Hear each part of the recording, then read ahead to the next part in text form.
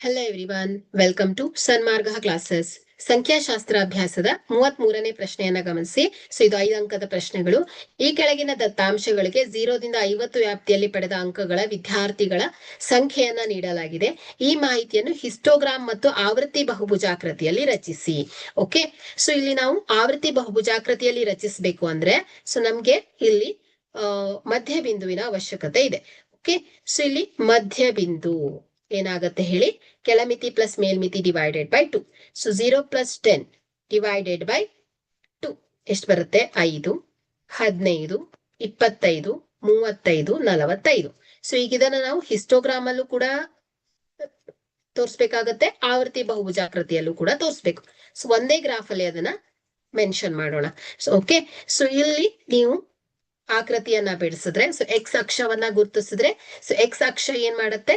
Class 0, 5, 10, 15, 20, 1 centimetre ಅನ್ನ ನಾವು 1 unit is equal to 5 centimetre ಅಂತ ತಗೊಳ್ತೇವೆ. ವಾಯ್ ಅಕ್ಷ ಏನಾಗುತ್ತೆ ಹೇಳಿ? ನಂಬರ್ ಆಫ್ ಸ್ಟೂಡೆಂಟ್ಸ್, ವಿದ್ಯಾರ್ಥಿಗಳ ಸಂಖ್ಯೆಯನ್ನ ರೆಪ್ರೆಸೆಂಟ್ ಮಾಡ್ತೇವೆ. ಇಲ್ಲಿ 1 ಯೂನಿಟ್ ಇಸ್ ಈಕ್ವಲ್ ಟು ಏನ್ ಹೇಳಿ? 1 ಸೆಂಟಿಮೀಟರ್ ಅಂದ್ರೆ 1 ವಿದ್ಯಾರ್ಥಿಗಳು. ಓಕೆ, ಈಗ ನಾವು ಇದನ್ನ ದತ್ತಾಂಶಗಳಿಗೆ ತಕ್ಕ ಹಾಗೆ ಬಿಡಿಸ್ಕೊಂಡಾಗ ಇಲ್ಲಿ ನೋಡಿ 0 ದಿಂದ 10 ಅಲ್ವಾ? 0 ದಿಂದ 10 ವಿದ್ಯಾರ್ಥಿಗಳ ಸಂಖ್ಯೆ ಎಷ್ಟಾಗತ್ತೆ ಹೇಳಿ? 5. ಓಕೆ, ಇಲ್ಲಿ ಅದೇ ರೀತಿ 10 ರಿಂದ 20, 0 ದಿಂದ 10 3 ಅಲ್ವಾ? 10 ರಿಂದ 20 9 ಆಗತ್ತೆ. ಅದೇ ರೀತಿ 10 ರಿಂದ 20 9 ವಿದ್ಯಾರ್ಥಿಗಳು, 20 ರಿಂದ 30 12 ವಿದ್ಯಾರ್ಥಿಗಳು, 30 ರಿಂದ 40 7 ವಿದ್ಯಾರ್ಥಿಗಳು.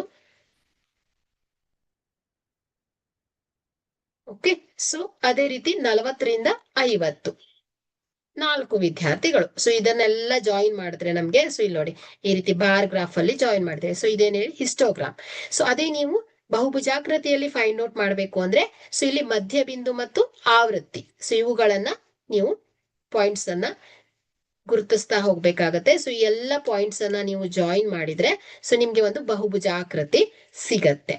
ಓಕೆ, ಇಲ್ಲಿ ನೀವು ಕೊನೆಯ ಬಿಂದುಗಳನ್ನ ಏನ್ ಮಾಡ್ತೀರಾ? ಎಕ್ಸ್ ಅಕ್ಷಕ್ಕೆ ಸೇರಿ ಅವುಗಳನ್ನ ಜಾಯಿನ್ ಮಾಡ್ಬೇಕು. ಓಕೆ, ಇಲ್ಲಿ ಏನ್ ಕೇಳಿದಾರೆ ಅವರು?